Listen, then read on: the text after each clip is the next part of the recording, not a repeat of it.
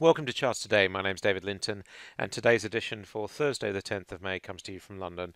And we're looking at the dollar again, just continuing its rise here. Just slowed down a little bit on the last day or so, but really marching up the hill there. And we see we are looking bullish, medium, short, and long term still.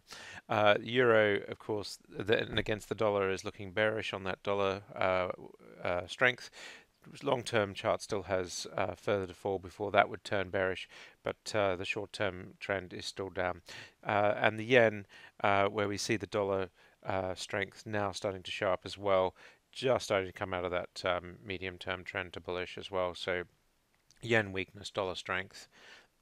And if we look at sterling actually recovering a little bit this morning. Interest rate decision today, so it'll be interesting to see how sterling reacts around that in the UK. And looking at sterling against the euro, we see a gradual appreciation here on the short-term chart as well, and on the Swiss franc and on the Australian dollar, we are just holding steady, bullish above the cloud on all three time frames, and long-term transition looking like it's occurring there. Bitcoin sitting at $9,200, not quite through the short-term cloud. The medium-term cloud starting to show signs of the transition happening. We've got an upside target on the short-term chart of 6%. No targets on the long and medium-term charts, so that's quite difficult to call Bitcoin longer term. Looking at the US market, the stock markets for S&P 500 index looking higher, not yet above the cloud on the medium-term chart. We were up nearly 1% yesterday though, and looking at the Nasdaq, also strong performance yesterday as well, up over 1%, and now bullish on all three time frames. So the tech recovery well in train, and it was tech that created the jitters, remember, at the start of the year. So we are seeing that. The Dow just bullish on the short-term chart, not quite yet on the medium-term chart. So still a little bit of a mixed picture, but it's becoming more favorable as we see the indices now are starting to cross back into medium-term bullish, and the Russell 2000 has really held through all of this, and the broad market starting to nudge new all-time highs, so that is looking better. The futures this morning up about a quarter of a percent on the S&P future and about the same on the Nasdaq E-mini. So it does suggest the US market will open higher. We're not open yet on the UK market, but it is suggesting, the futures are suggesting we will go higher as well. UK market really looking stronger than the US market in terms of its just the chart patterns here. It's testing new highs, very clearly bullish on all three time frames. Weaker sterling has helped there in the last week or two. And the FTSE 250 similarly bullish on all three time frames, and quite a steady uptrend there as well. Taking a look at the DAX now looking stronger, and we're seeing here it's regained that cloud position. The strongest looking market really in continental Europe at the moment is the CAC Quarante in Paris, and that is really now just nudging new all-time highs. We saw that the Japanese market was up a quarter of a percent, not yet bullish on the medium term. Weaker yen helping, but we've still got work to do to get into bullish territory on the medium term chart. The Hang Seng is also still struggling a little bit, and we're looking at the Chinese market flat the last day or so, but and short-term bullish, but still a little bit of a worry with these medium and long-term trends.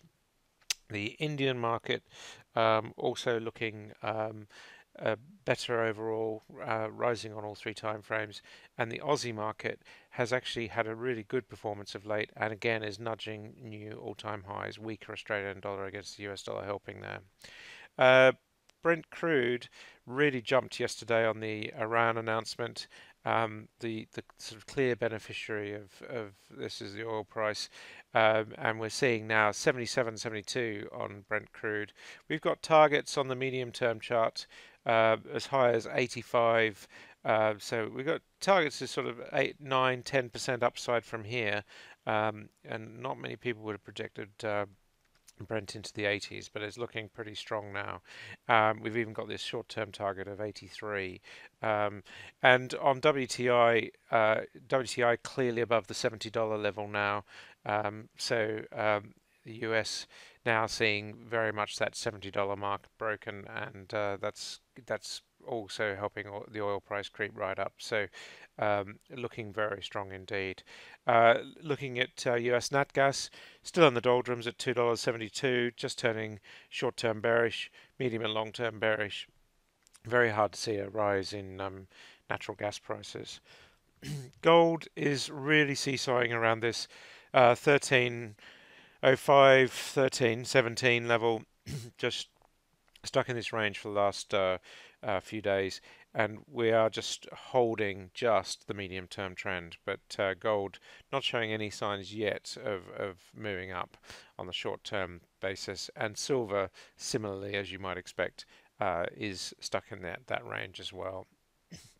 Looking at 10-year yields, just falling back from 3% yesterday to 2.98%. So we're just hovering around this 3% mark. And German bonds just recovering a little bit, but still short-term bearish, medium-term bearish, and long-term bearish. Bonds still looking. Remember that the 10-year yield we looked at in the US is the yield. This is the actual bond price, which is inverted, of course. And this is looking uh, pretty bad for bond markets generally. Apple making new all-time highs was up another 0.7%, so that's looking very strong. Amazon um, also looking strong. Pretty well all the tech majors yesterday having quite good days. Amazon up 1%. Looking a bit flat in the short-term chart there, but it is still looking very strong on the medium and long term. Google had a strong performance yesterday, up 2.7%, so finally catching up with the rest of the market, but still medium-term bearish. It has just been left lagging. And Facebook broke into the 180s, up over 2%, medium term returning to bullish for the first time in a couple of months. So Facebook looking much, much better. And we've got short term targets of 4%. And a lot of long term targets are still there on Facebook. So it's looking pretty strong despite all the negative news flow recently. And if we look at Microsoft, we see here as well looking bullish, nudging new all time highs as well. That's it for today. Until tomorrow, happy charting. See you then.